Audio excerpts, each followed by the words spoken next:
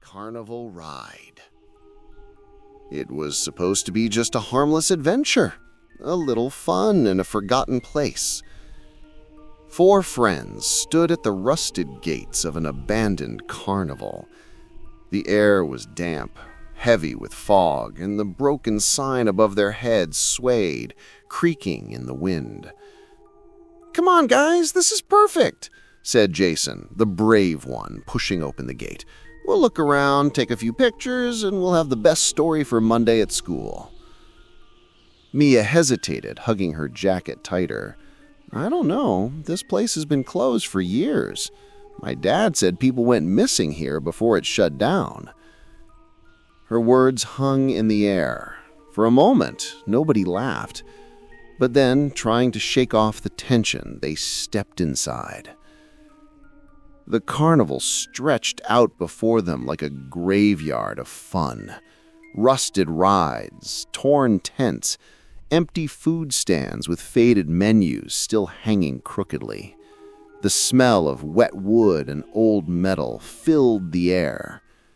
"Creepy," muttered Liam, shining his flashlight on a carousel horse. Its paint was peeling, one glass eye cracked, but it almost looked alive. They wandered deeper, their footsteps crunching over gravel. A cool wind blew, carrying with it faint whispers that sounded almost like music. "Do you guys hear that?" asked Sarah, her voice trembling. They stopped. Faint, but undeniable, a tune floated through the fog, slow, broken, like a carnival melody playing from a dying music box. "That's impossible," whispered Liam. "There's no power here." And yet, as they rounded the corner, they saw it. The Ferris wheel. It loomed above them, tall and broken, its metal frame groaning as if waking from a long sleep. Then, with a sickening screech, the wheel shuddered and turned. The lights flickered on, dim at first, but then brighter, glowing in sickly yellows and reds. "What the hell?" muttered Jason, stepping back.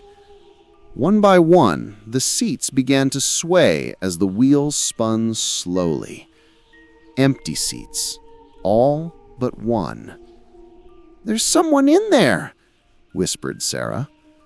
High above, in the dim light, a figure sat motionless. It looked human, but its posture was stiff, head tilted too far to the side. Jason shouted up, "Hey, who's there?" The wheel groaned, completing a slow circle. The seat came back into view. Empty, but swinging. The friends stared, frozen. Then Mia screamed, "Look!" On the ground in the mud were footprints, wet, heavy, leading away from the ride. The prints weren't normal. They were too long, too narrow, and whatever made them had claws. The friends panicked, arguing, deciding whether to leave. But then the carnival lights burst on all around them. Games, rides, booths, everything lit up, blazing with unnatural energy. The sound of laughter filled the air. Not one laugh, but dozens, echoing, high-pitched, wrong.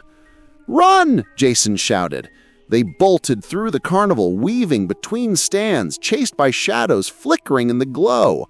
No matter which way they turned, the Ferris wheel was always there, towering above, as if the carnival itself was folding in around them. Finally, they reached the gates, only to find them locked shut. Behind them, the laughter grew louder. Sarah turned back. Her flashlight beam caught something in the fog. Figures. Dozens of them. Carnival workers in shredded uniforms, faces pale, eyes empty, smiles carved too wide. One stepped forward, pointing at the group, its mouth opened impossibly wide as it whispered, in a voice like grinding metal, Your turn to ride. The Ferris wheel roared to life again. The gates behind them slammed shut, and by morning, the carnival was silent once more. The Ferris wheel stood still, its seats empty. Except for 4.